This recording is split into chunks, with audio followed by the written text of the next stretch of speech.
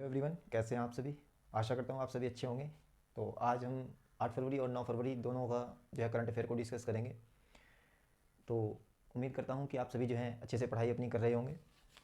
तो आगे बढ़ने से पहले मैं आपसे रिक्वेस्ट करता हूँ कि जो है आप वीडियो को जो है लाइक करें और चैनल को जो है सब्सक्राइब कर दें। आप अपना सपोर्ट ज़रूर बनाएं ताकि मैं और अच्छे से आपके लिए वीडियो जो है तैयार कर सकूँ। तो चलिए बढ़ते हैं अपनी करंट न्यूज़ की ओर। तो देख लेते हैं पहला पहला क्वेश्चन आपके सामने दिया हुआ है कि आकाशवाणी संगीत सम्मेलन का नाम परिवर्तित कर दिया गया है। आकाशवाणी संगीत सम्मेलन का नाम परिवर्तित कर पंडित भीमसेन जोशी सम्मेलन कर दिया गया है। यह सम्मेलन कहाँ पर आयोजित किया गया? यह सम्मेलन पुणे में आयोजित किया गया, महाराष्ट्र में। ठीक है, आगे बात करते हैं। इस सम्मेलन को अभिवादन समारोह के नाम से जाना गया। इस सम्मेलन को अभिवादन समारोह के नाम से जाना गया, आकाशवाणी संगीत सम्मेलन, जिसको अभिवादन समारोह के नाम से जाना जा गया। अब बात करते हैं पंडित भीमसेन जोशी जी, ये कौन है? तो भाई ये किराना घराना से संबंधित है। किससे संबंधित है? किराना घराना से आपके संबंधित है। किराना घराना के संस्थापक की बात करें, किराना घराना के संस्थापक संस्थापक की बात करें, ठीक है, तो किराना घराना के संस्थापक उस्ताद अब्दुल करीम खां थे। उस्ताद अब्दुल करीम खां, उस्ताद अब्दुल करीम खां, उस्ताद अब्दुल करीम खां किराना घराना के संस्थापक माने जाते हैं। किराना घराना की शुरुआत कहाँ से हुई थी? तो भाई उत्तर प्रदेश में एक जगह पड़ती है कैराना, वहीं से इसकी शुरुआत हुई थी। ठीक है, तो ये हमारा पहला क्वेश्चन था। दूसरे क्वेश्चन की ओर आगे बढ़ते हैं। दूसरा क्वेश्चन देखते हैं। भारत विदेशी मुद्रा भंडार के मामले में चौथे स्थान पर पहुंच गया है। भारत जो है, भारत विदेशी मुद्रा भंडार के मामले में चौथे स्थान पर पहुंच गया है। भारत की रैंकिंग विदेशी मुद्रा भंडार, विदेशी मुद्रा भंडार के मामले में 4th पोजीशन पर पहुंच गई है। बात करते हैं फर्स्ट पोजीशन किस देश की है? तो फर्स्ट पोजीशन के मामले में चीन नंबर 1 पर है। विदेशी मुद्रा भंडार की बात करते हैं, ठीक है। विदेशी मुद्रा भंडार के अंतर्गत 4 मुद्राएं आती हैं आपकी।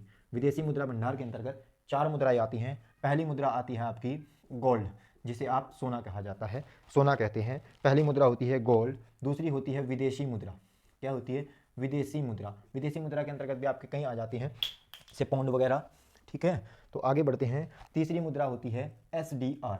SDR मुद्रा special special drawing right, special drawing right, special drawing right. यह क्वेश्चन कई बार एग्जाम में पूछा गया है। ठीक है, स्पेशल ड्राइंग राइट, SDR की full form special drawing right. यह है IMF की मुद्रा है भाई, अंतर्राष्ट्रीय मुद्रा कोष की मुद्रा है। अंतर्राष्ट्रीय मुद्रा कोष की ही क्या है, ये आपकी मुद्रा है SDR, IMF की मुद्रा।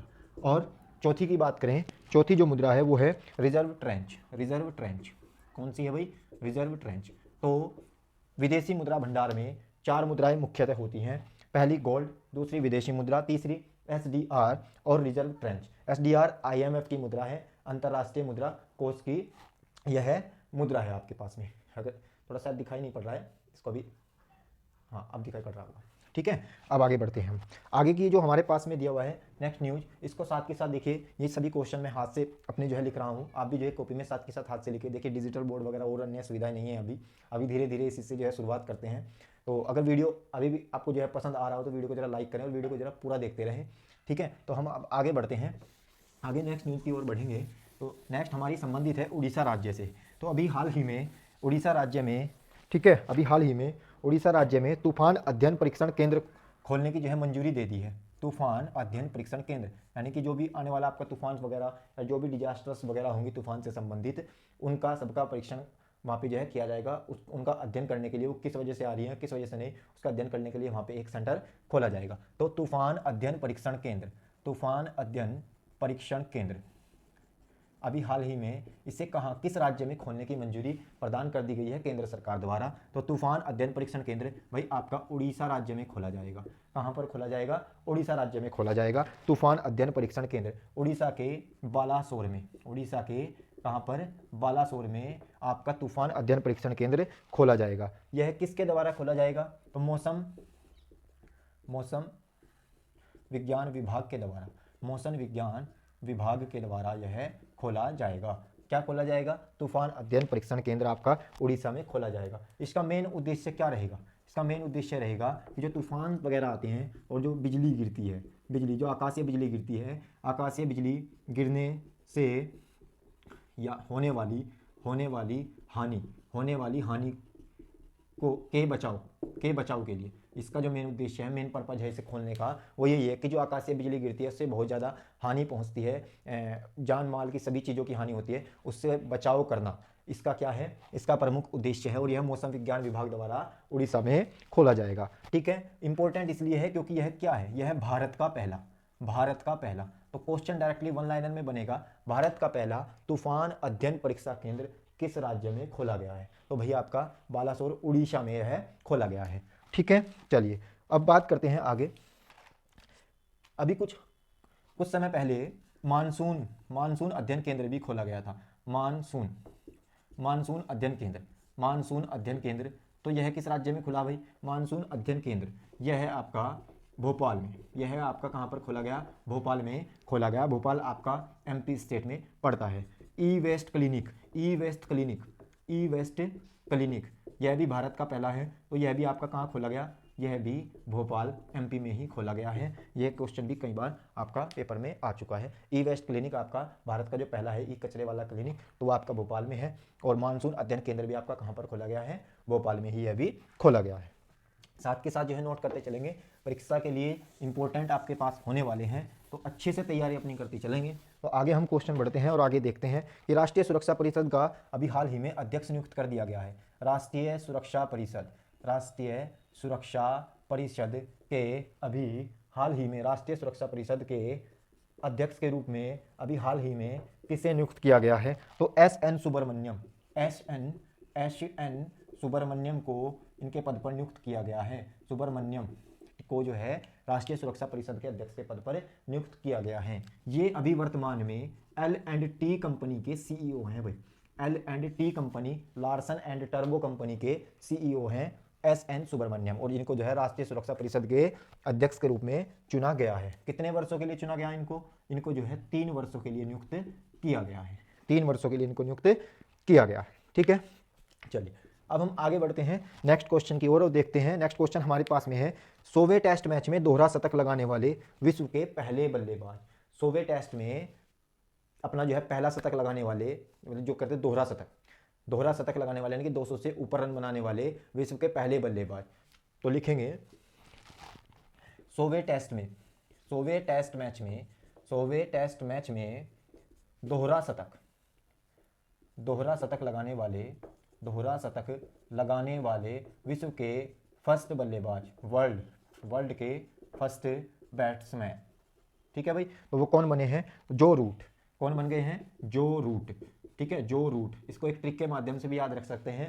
टेस्ट मैच एक तरीके से कह सकते हैं दिन में स्टार्ट होता है, शाम तक टेस्ट मैच चलता रहता है, और जो रूट का मतलब होता है जड़, और जड़ बोले तो आप समझ ही रहे हो कि जिसकी जड़ मजबूत होती है उसको हिलाना बड़ा ही मुश्किल होता है। तो टेस्ट मैच में एक जड़ की तरह, मतलब इनकी जड़ मजबूत थी और ये अच्छे से क्या हो गए, खड़े रहे, और इन्होंने दोहरा शतक जो है लगा दिया, तब तक ये आउट नहीं हुई, या फिर इनकी जड़ बड़ी मजबूत थी, रूट बड़ी मजबूत थी, और इनको जो है कोई भी आउट नहीं कर सका, और इसलिए इन्होंने दोहरा शतक लगा दिया, और ये विश्व के प्रथम बल्लेबाज बन गए हैं जिन्होंने अपना 100वें टेस्ट मैच में जो है दोहरा शतक लगा दिया है। यहाँ तक उम्मीद करता हूँ आपके ये क्लियर होता जा रहा होगा। आगे हम बढ़ते हैं, आगे देखते हैं नेक्स्ट क्वेश्चन की ओर, और बड़ा अच्छा क्वेश्चन दिया हुआ है, कोविड-19 से संबंधित ये क्वेश्चन है आपका, कोविड-19 से संबंधित ये क्वेश्चन है। और बढ़ते हैं, देखते हैं कोविड-19 टीकाकरण और आत्मनिर्भर भारत पर मोबाइल जागरूकता अभियान। देखिए कोविड-19 मैं शॉर्ट में ही थोड़ा लिखने का जो है प्रयास कर रहा हूँ, शॉर्ट में थोड़ा आप भी ऐसे ही लिखने का प्रयास करेंगे, थोड़ा ध्यान से इसको जो है सुनते चलेंगे बस। कोविड-19 व आत्मनिर्भर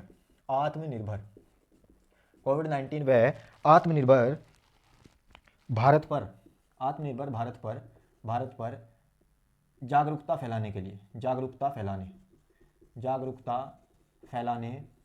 लिए क्या एक मोबाइल, ठीक है ना, मोबाइल जागरूकता अभियान चलाया गया है। जागरूकता फैलाने के लिए मोबाइल जागरूकता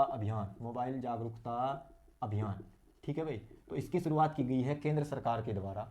इसकी शुरुआत कहाँ से की गई, पुणे से।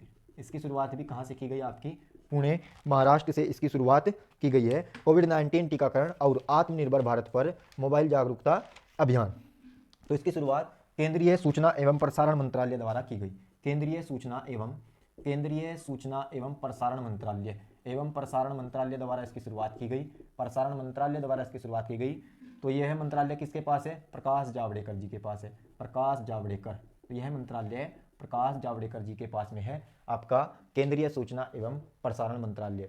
ठीक है, चलिए अब हम आगे बढ़ते हैं और देखते हैं। देखिए, कोविड-19 से संबंधित एक अभियान चलाया गया था, विशेष टीकाकरण अभियान। तो ये कब शुरुआत की गई? 16 जनवरी को। 16 जनवरी को इसकी शुरुआत हुई। पहला टीका किसे लगा? फर्स्ट टीका। तो फर्स्ट टीका आपका किसे लगा?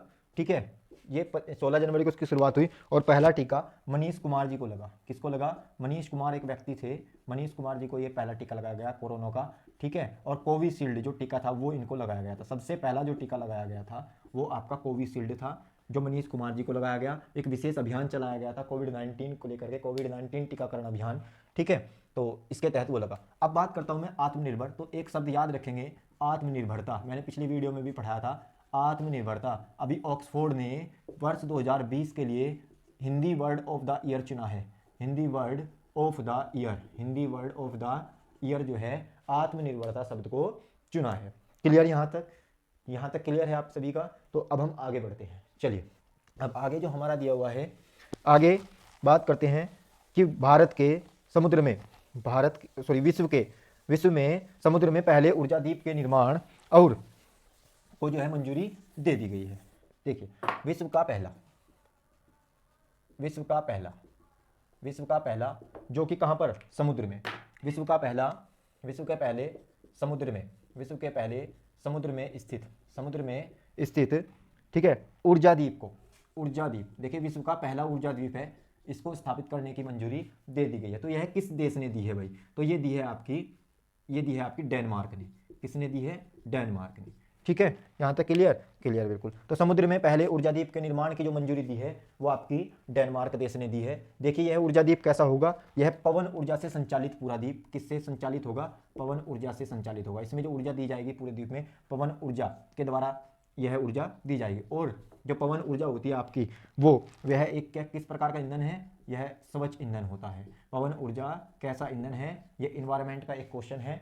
पवन ऊर्जा कैसा ईंधन है? आपका स्वच्छ ईंधन है। ठीक है, समुद्र में स्थित ऊर्जा द्वीप को डेनमार्क ने क्या दे दी है? मंजूरी दे दी है इसको स्थापित करने की। क्लियर यहाँ तक? चलिए अब आगे बात करते हैं हम नंदा देवी की। नंदा देवी अभी हाल ही में नंदा देवी जो है चर्चा में रहा है। उत्तराखंड में एक त्रासदी आई है, वो आपकी नंदा देवी ग्लेशियर से ही आई है। ठीक है, तो नंदा देवी अभी हाल ही में चर्चा में रहा है, नंदा देवी ग्लेशियर। तो यह क्या है भाई, कहाँ पर स्थित है, इसको जानेंगे और इससे कुछ इंपॉर्टेंट फैक्ट भी जानेंगे, क्या क्या यहाँ पर हुआ, किस तरीके से हुआ, ये सब जानते हैं। तो नंदा देवी ग्लेशियर आपका उत्तराखंड में स्थित है। नंदा देवी ग्लेशियर, यहीं पर क्या है? नंदा देवी आपकी क्या है? चोटी है। नंदा देवी चोटी, जो कि कंचनजंगा के बाद इसी का नंबर आता है ऊंचाई की दृष्टि से। ठीक है, तो नंदा देवी ग्लेशियर उत्तराखंड में स्थित है। यहाँ पर क्या है? अभी एक त्रासदी आई है। ठीक है, किसके कारण? नंदा देवी ग्लेशियर के टूटने के कारण यहाँ पर एक टुकड़ा टूट गया है नंदा देवी ग्लेशियर का, उसकी वजह से यहाँ पर एक त्रासदी देखने को यहाँ पर मिली है। ठीक है, तो अब हम बात करते हैं यह घटना कहाँ पर घटित हुई। तो यह घटना चमोली जिले में घटित हुई। कहाँ पर? चमोली जिले में, चमोली जनपद में यह घटना आपकी घटित हुई है। ठीक है, तो उत्तराखंड की एक यहाँ से एक क्वेश्चन और पुटअप आपका हो जाता है कि अभी हाल ही में उत्तराखंड की ग्रीष्मकालीन राजधानी बनाई गई थी, जिसका नाम क्या था? गैरसैंण। क्या नाम था भाई? गैरसैंण। तो वो आपकी चमोली जिले में ही स्थित है। उत्तराखंड की ग्रीष्मकालीन राजधानी गैरसैंण, जो कि चमोली जनपद में ही आपकी स्थित है। और यहीं पर नंदा देवी ग्लेशियर टूटा आपका, और जहाँ से आपका क्या हुआ, ये नंदा देवी ग्लेशियर टूटने से ऋषि गंगा नदी में क्या आ गई? बाढ़ आई। और इसमें बाढ़ आने की वजह से, ऋषि गंगा नदी में बाढ़ आई, जिसकी वजह से तपोवन जल विद्युत परियोजना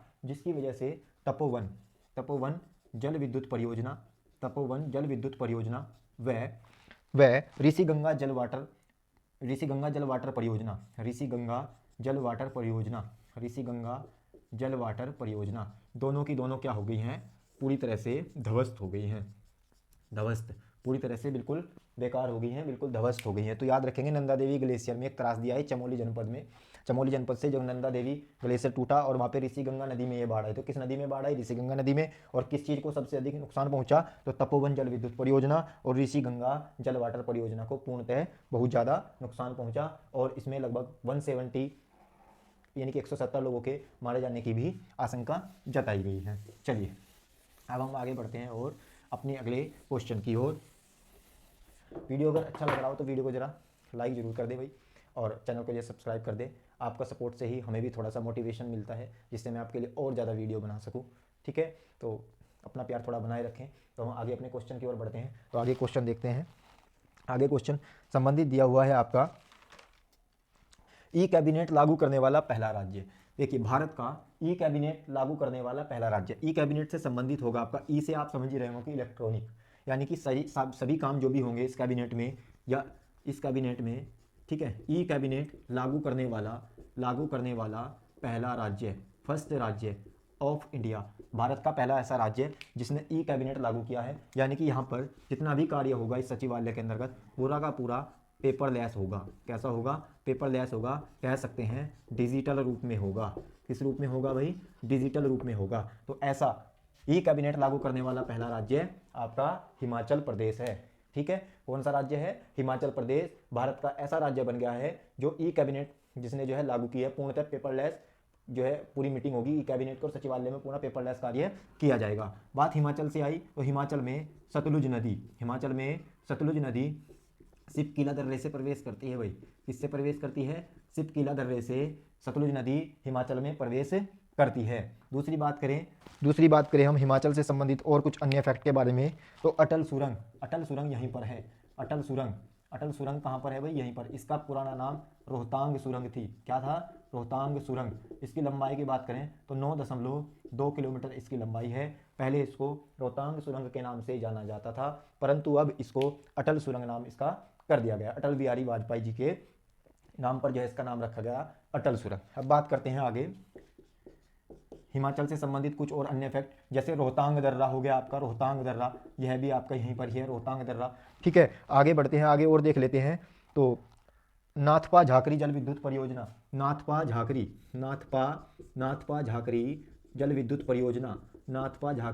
जल विद्युत परियोजना भी आपकी उत्तराखंड में, आपका हिमाचल प्रदेश में ही स्थित है। और हिमाचल प्रदेश से संबंधित एक अन्य फैक्ट ये है कि 100% एलपीजी कनेक्शन देने वाला, 100% एलपीजी कनेक्शन देने वाला भारत का पहला राज्य, देने वाला कैसा राज्य बना है भाई? ये फर्स्ट स्टेट है जिसने जो है अपने राज्य में 100% कनेक्शन, कह सकते हैं हम, एलपीजी के पूर्णतः कनेक्शन प्रोवाइड कराए हुए हैं। तो हिमाचल प्रदेश में, हिमाचल प्रदेश की बात करें तो हिमाचल प्रदेश की राजधानी शिमला, सीएम जयराम ठाकुर है यहाँ पर। और गवर्नर की बात करें तो बंडारू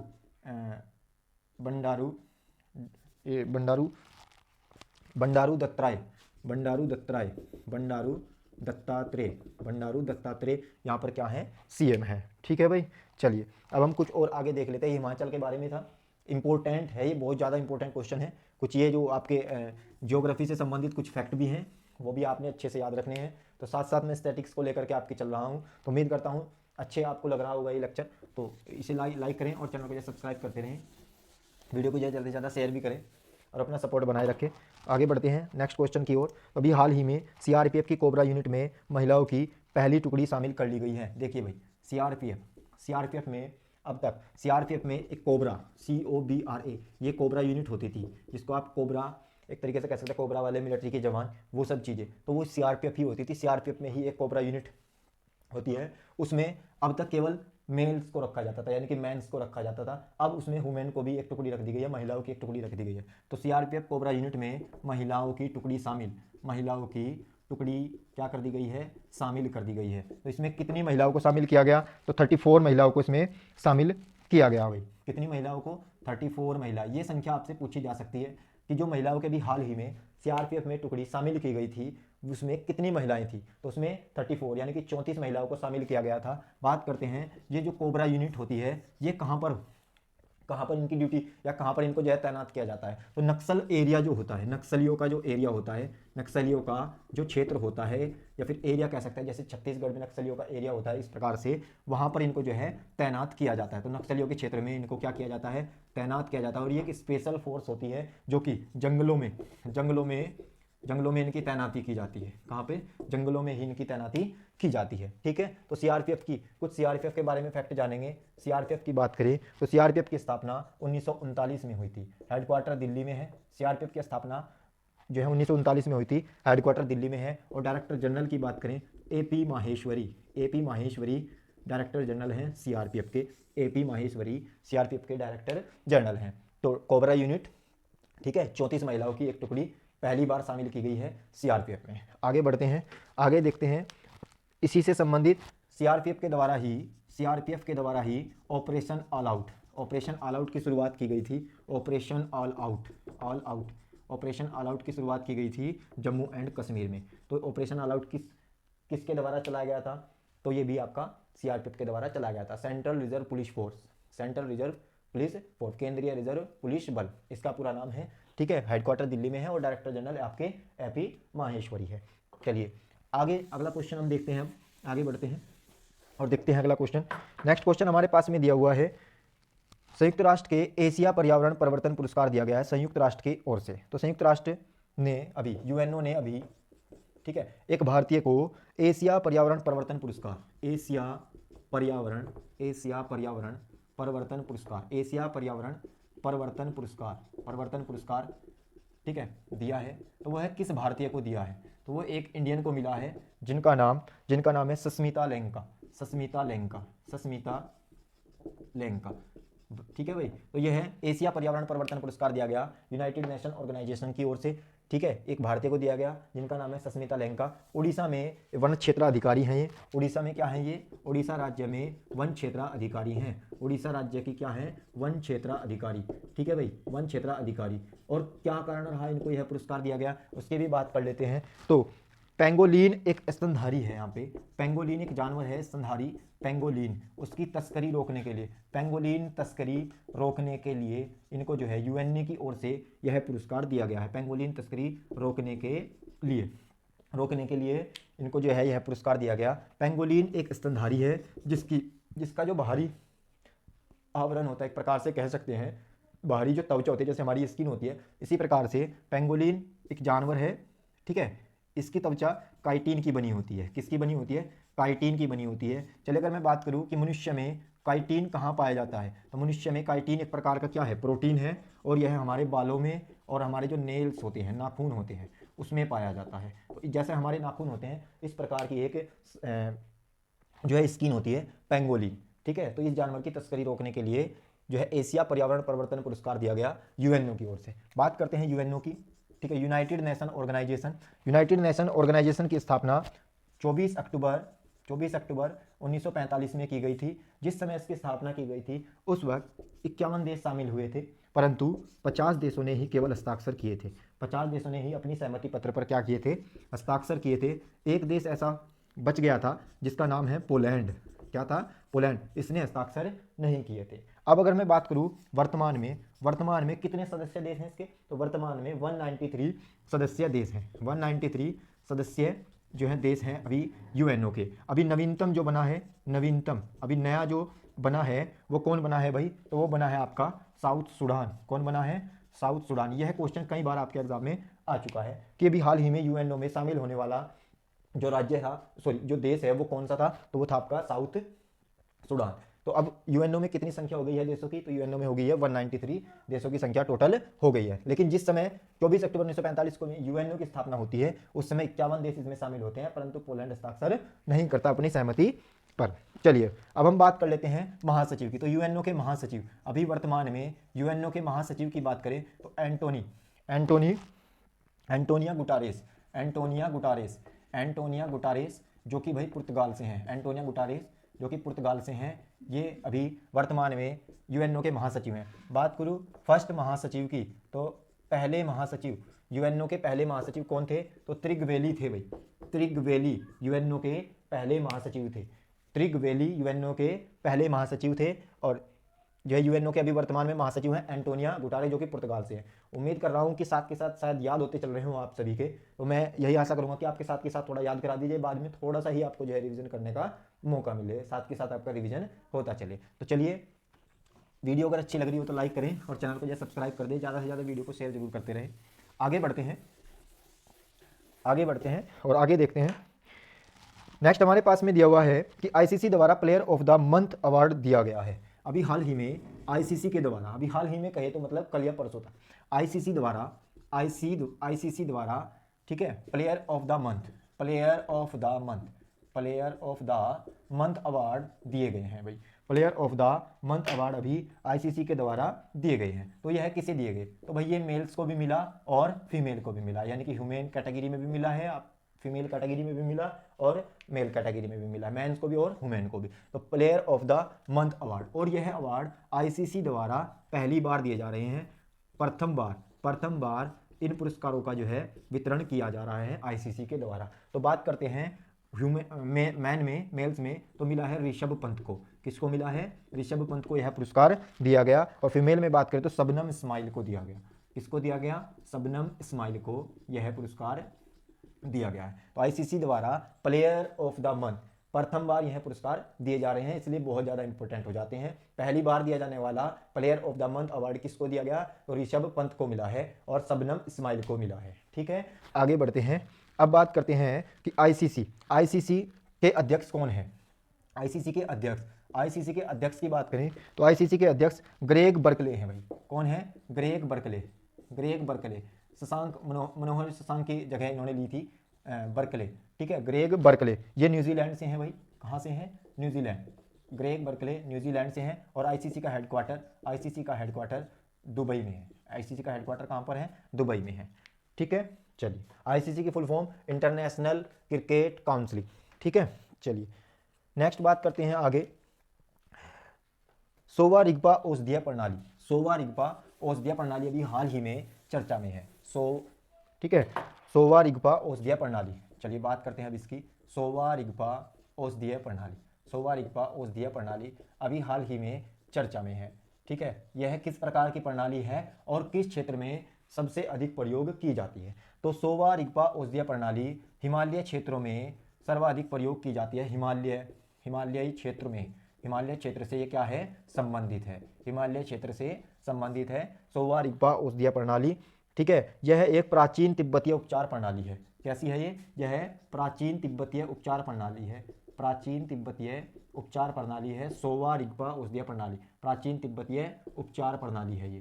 ठीक है भाई, चलिए इसको एक और नाम दिया जाता है आमची प्रणाली भी इसको कहा जाता है। और सर्वाधिक जो है ये हिमालय क्षेत्र से संबंधित है। इधर ही जो है इस औषधि प्रणाली को लागू किया जाता है। तो सोवा रिग्पा राष्ट्रीय इंस्टीट्यूट खोला जाएगा। सोवा रिग्पा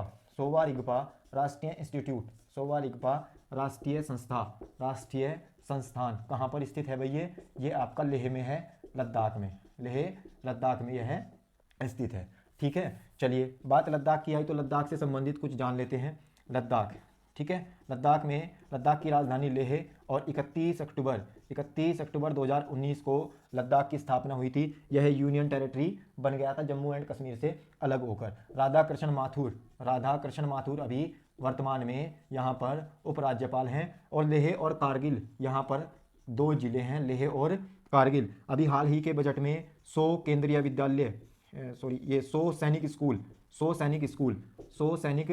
स्कूल खोलने की घोषणा की गई है और एक विश्वविद्यालय खोलने की घोषणा की गई है। कहाँ पर? लेह के अंदर। ठीक है, तो लद्दाख से संबंधित ये फैक्ट हो गए। यहाँ पर एक अभी हेमिस मठ भी है। यहाँ पर हेमिस मठ यहीं पर है। हेमिस मठ नहीं, हेमिस नेशनल पार्क यहीं पर है, जो कि भारत का सबसे बड़ा नेशनल पार्क है। ठीक है, चलिए आगे बढ़ते हैं। आगे हम देखते हैं अब साइंस सिटी के निर्माण को भी हाल ही में मंजूरी दे दी गई है। अभी हाल ही में साइंस सिटी के निर्माण को मंजूरी दी गई। यह किस मंत्रालय के द्वारा दी गई और किस राज्य में साइंस सिटी को स्थापित किया जाएगा? तो बात करते हैं साइंस सिटी। किसकी बात करते हैं? Science city. तो साइंस सिटी की बात करते हैं। साइंस सिटी की अभी स्थापना उत्तराखंड के देहरादून में की जाएगी। कहाँ पर की जाएगी भाई? देहरादून। साइंस सिटी की स्थापना उत्तराखंड के देहरादून में की जाएगी। और साइंस सिटी को स्थापित करने के लिए संस्कृति मंत्रालय ने मंजूरी प्रदान की है। संस्कृति मंत्रालय ने यह मंजूरी प्रदान की है। उत्तराखंड के देहरादून में साइंस सिटी खोला जाएगा। बात देहरादून की करें तो देहरादून से जो है वन सर्वेक्षण रिपोर्ट जारी की जाती है। प्रत्येक 2 वर्ष में। अभी हाल ही में वन सर्वेक्षण रिपोर्ट 2020 जारी किया गया, जिसके माध्यम से अगर हम देखें तो मिजोरम प्रतिशत के आधार पर टॉप राज्य रहा है। मिजोरम प्रतिशत के आधार पर बात करें, प्रतिशत वनों के आधार पर मिजोरम सबसे टॉप पर रहा है और एमपी क्षेत्रफल के अकॉर्डिंग सबसे टॉप पर रहा है। एमपी जो है आपका मध्य प्रदेश क्षेत्रफल के अकॉर्डिंग सबसे टॉप पर रहा है। आगे की न्यूज़ की ओर बढ़ते हैं और देख लेते हैं कुछ उत्तराखंड के बारे में। उत्तराखंड के बारे में और कुछ देख लेते हैं अन्य।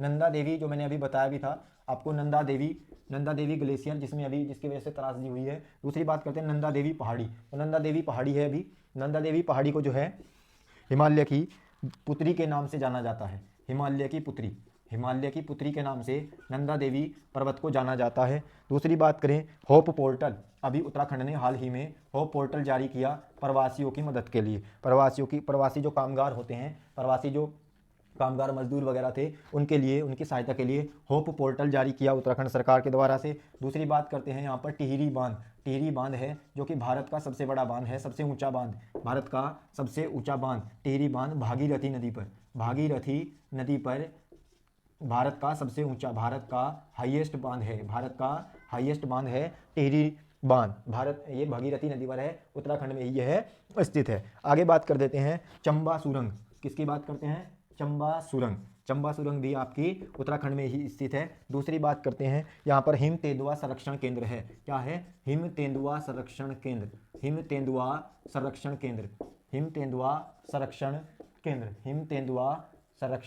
केंद्र यहीं पर स्थित है, जिसको जो है नीदरलैंड की सहायता से अभी जो है यहाँ पर जिस पर स्थापना की जा रही है, हिम तेंदुआ संरक्षण केंद्र, नीदरलैंड की हेल्प से। चलिए आगे बात कर लेते हैं अब हम नेक्स्ट न्यूज़ की जो इंपॉर्टेंट है आपके लिए, ठीक है, जो कि बहुत ज़्यादा इंपॉर्टेंट भी होने वाली है। अभी केंद्र सरकार के द्वारा मैग मेले वाइल्ड लाइफ सेंचुरी व श्री विल्लीपुथूर वाइल्ड लाइफ सेंचुरी को मिलाकर यानी कि इन दोनों को मिलाकर के एक बाघ अभ्यारण्य बनाया जाएगा, ठीक है, बाघ अभ्यारण्य बनाया जाएगा। तो बताइए, टाइगर रिजर्व बनाया जाएगा इसको, ठीक है। तो यह किस राज्य में स्थित है? Meghamalai wildlife sanctuary, Srivilliputhur wildlife sanctuary किस राज्य में है? तो ये आपके तमिलनाडु में है भाई। कहाँ पर है? तमिलनाडु में। अभी हाल ही में केंद्र सरकार ने घोषणा की है कि इन दोनों के क्षेत्र को मिलाकर के, देखिए इधर आपका मेघमले है, इधर आपका श्री विल्लीपुरी है, इन दोनों के क्षेत्र को मिलाकर के क्या बना दिया जाएगा? एक बाघ अभ्यारण्य आपका बना दिया जाएगा। किस राज्य में है? तमिलनाडु में है। अब तमिलनाडु में इससे पहले जो है 4 बाघ अभ्यारण्य थे, परंतु अब कितने हो जाएंगे? अब जो है जब यह बन जाएगा तो 5 बाघ अभ्यारण्य जो है यहाँ पर बन जाएगा, 5 बाघ अभ्यारण्य यहाँ पर होंगे। चलिए कुछ बाघों से रिलेटेड हम कुछ और इंपॉर्टेंट जो है फैक्ट जान लेते हैं, उनको देखते हैं कि बाघ, ठीक है ना, बाघ की बात करें तो बाघ से संबंधित होता है आपका, बाघ से संबंधित कुछ फैक्ट हैं। टाइगर प्रोजेक्ट किसी ना किसी एग्जाम में बिल्कुल आया रखा रहता है। टाइगर प्रोजेक्ट की शुरुआत वर्ष 1973 में की गई थी। बात करें विश्व टाइगर दिवस या विश्व बाघ दिवस कब मनाया जाता है? विश्व बाघ दिवस 29 जुलाई को भाई विश्व बाघ दिवस जो है आपका मनाया जाता है। टाइगर प्रोजेक्ट की शुरुआत 1973 में हुई थी। और संरक्षण अधिनियम, ठीक है, वन्यजीव संरक्षण अधिनियम जो है आपका 1972 में आता है। 1972 में वन्यजीव संरक्षण अधिनियम आता है। चलिए अब हम कुछ और देख लेते हैं, टाइगर से ही संबंधित अभी कुछ फैक्ट जान रहे हैं। तो भारत में अभी हाल ही में कितने टाइगर हैं? तो भारत में अभी हाल ही में 2967 टाइगर हैं। भारत में कुल 2967 बाघ हैं, जिनमें से एमपी में केवल 526 हैं। एमपी में कितने बाघ हैं? एमपी में 526 बाघ हैं, जिसके साथ ही एमपी में कितने हैं? ये एमपी में मैक्सिमम है।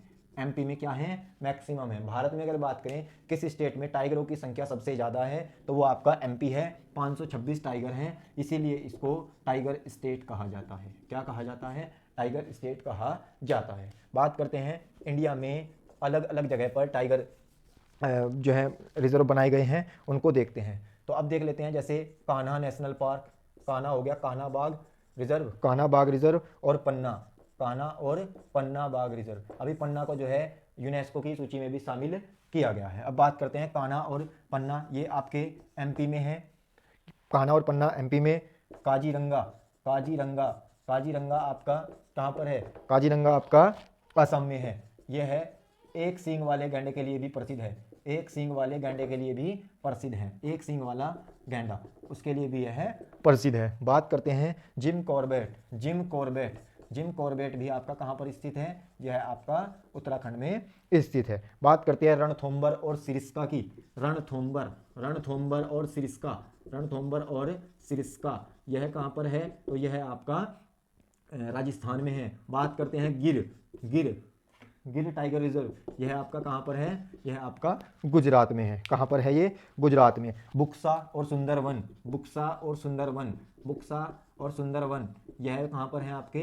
बुक्सा और सुंदरवन यह आपके पश्चिमी बंगाल में है, WB वेस्ट बंगाल में है। बात करते हैं नामदफा की। नामदफा यह आपका अरुणाचल प्रदेश में है और उत्तर पूर्व का सबसे उत्तर पूर्व में स्थित, या सबसे पूर्वी कह सकते हैं, नामदफा है आपका टाइगर रिजर्व।